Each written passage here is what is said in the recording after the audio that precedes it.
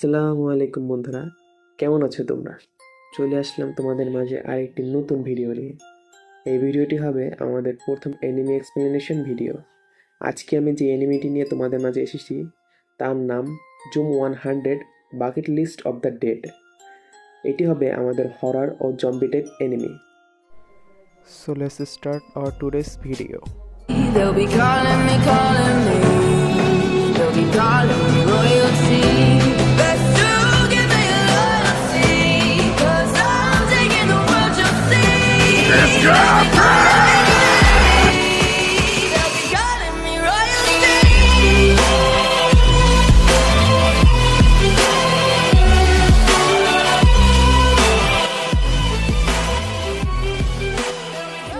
এপিসোডের শুরুতেই আমরা দেখতে পাই আমাদের মেন ক্যারেক্টার, যার নাম আকিরা টেন্ডো, যে কিনা একজন অফিস ওয়ার্কার। অফিসের চাপে বেচারা ক্লান্ত হয়ে গেছে। কোনো ঘুম, খাবার, গোসল ছাড়া শুধু অফিসের কাজ করতে করতে সে শেষ। এখন সে বলছে, অফিস যদি না হতো তাহলে কত না ভালো হতো। ডিনারে শুধু কাপ নুডলস খেয়ে তার জীবনযাপন করতে আর ভাল লাগে না। সে ভাবছে, কি হতো যদি পুরো শহরের লোক একদিন জম্বি হয়ে যেত, তাহলে তো ভালোই হতো, তার আর অফিসে যেতে হতো না। সে পুনরায় ভাবছে কি করে সে অফিসে জয়েন হয়েছিল। অফিসের ফার্স্ট ডে সিইও তাকে সকলের সাথে পরিচয় করিয়ে দেয়। টেন্ডো সে বলে সে মনোযোগ দিয়ে কাজ করবে এবং কোনো ফাঁকিবাজি করবে না। টেন্ডো তারপরে বসের সাথে দেখা করে এবং কাজ সম্বন্ধে সকল কিছু জেনে নেয়। তবে তার বসটি ছিল খুব রাগী টাইপের একজন মানুষ।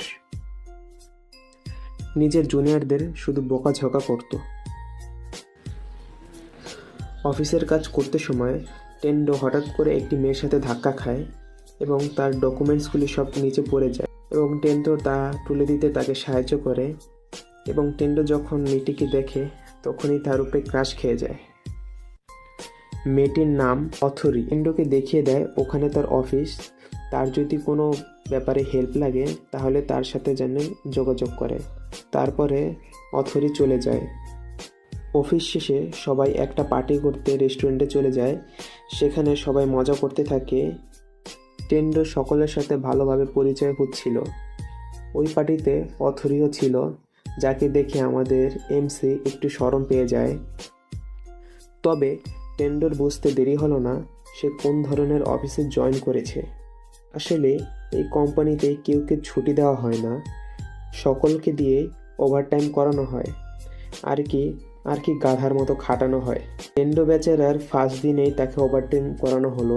সে তো ওভারটাইম করতে করতে প্রায় 2 দিন পরে বাসায় ফিরেছে এবং সে এতটাই ক্লান্ত হয়েছিল যে এসেই সে শুয়ে পড়ে এবং পরের দিন সকালে উঠে আবার কাজের জন্য বেরিয়ে পড়ে। যাত্রাপথে টেন্ডো তার নিজের মনকে বোঝাতে থাকে তার থেকেও অনেক মানুষ কষ্ট করছে, একটু কষ্ট করলে তার কিছুই হবে না, সে ধীরে ধীরে মানিয়ে নিতে পারবে। সে অফিসে গিয়ে দেখতে পায় তার কলিগরা সারা রাত কাজ করেছে অফিসে, এমনকি অফিসেই ঘুমিয়ে পড়েছে।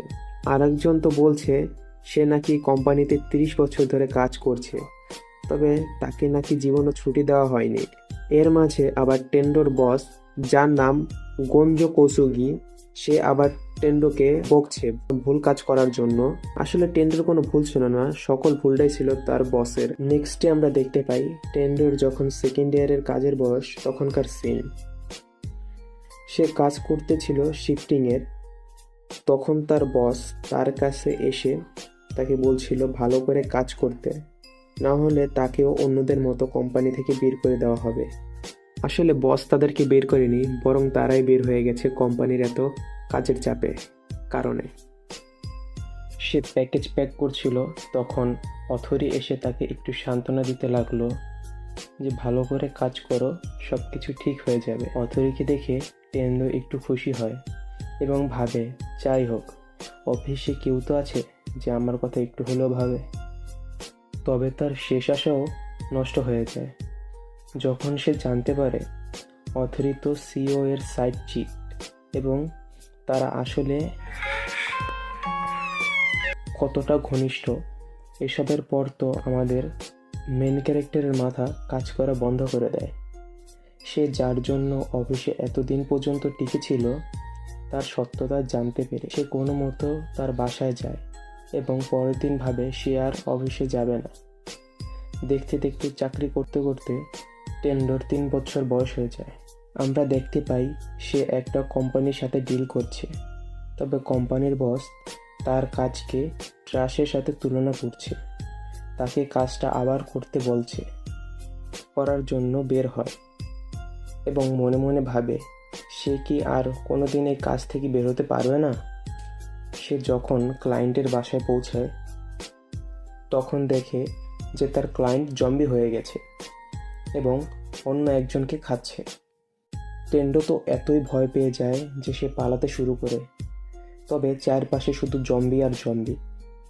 টেন্ডো পালাতে পালাতে ভাবে এই সব কবে কি করে হলো। জম্বিগুলো সব টেন্ডোর পিছনে লাগে এবং টেন্ডো তার জীবন বাঁচাতে পালাতে থাকে এবং পালাতে পালাতে তার মাথায় একটা ভাবনা এসে এখন থেকে আর তার জবে যেতে হবে না। সে পালাতে থাকে জম্বিগুলোর হাত থেকে, তবে জম্বিগুলো তাকে এক কোণায় বন্দি করার চেষ্টা করে। টেন্ডো তাদের থেকে কোনো মতে পালিয়ে বের হয়, তবে সে পালানোর মাঝে ভাবতে থাকে এখন সে যা চায় তা সবই করতে পারবে। সে কোনো মতো পালিয়ে একটি ছাদে এসে শুয়ে পড়ে এবং বলে আকাশটা কত না সুন্দর। সে এই 3 বছর তা লক্ষ্যই করেনি। টেন্ডো ভাবে যে তার ক্রাশ অথরি কি এখনো ঠিক আছে।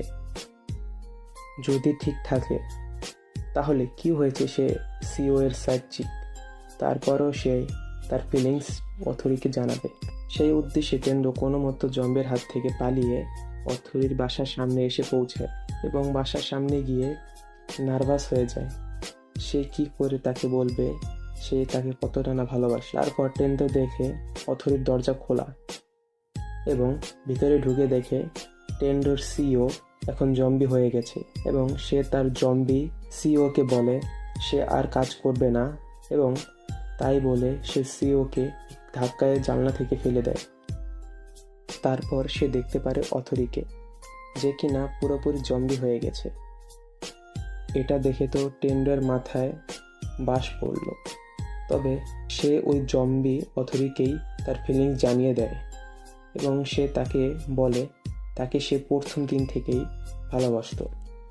তবে জম্বি অথরি তার উপর অ্যাটাক করে দেয়। টেন্ডো আবার পালাতে শুরু করে। পালিয়ে সে একটা স্টোরে যায় এবং বলতে থাকে এখন সে কি করবে। তখন সে ভাবে এখন টেন্ডো ওই সব কিছু করতে পারবে যা যা সে করতে চেয়েছিল। তাই সে স্টোরে প্রবেশ করে একটি নোটবুক কিনে নেয় এবং সেখানে তার 100টি কাজ লেখে যা সে মরার আগে করতে চায় এবং এখান থেকেই ফার্স্ট এপিসোডের দি এন্ড হয়ে যায়। তো এই ছিল আজকের ভিডিও। পরবর্তী ভিডিওতে আমরা এটার সেকেন্ড এপিসোড এক্সপ্লেন করব। ততক্ষণের জন্য ভালো থেকো, সুস্থ থেকো এবং চ্যানেলটি সাবস্ক্রাইব করে বেল আইকন বাটনটি অন করে নাও যাতে সবার আগে ভিডিওটা তুমি দেখতে পারো।